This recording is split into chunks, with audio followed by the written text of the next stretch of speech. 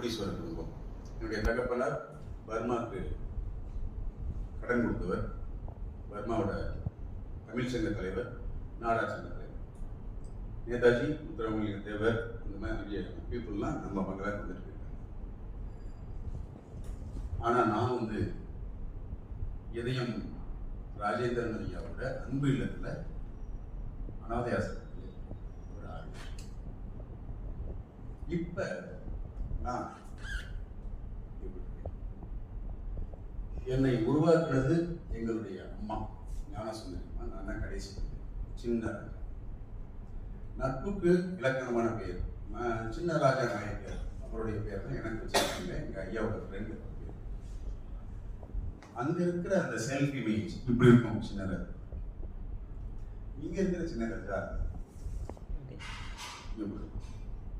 Self image.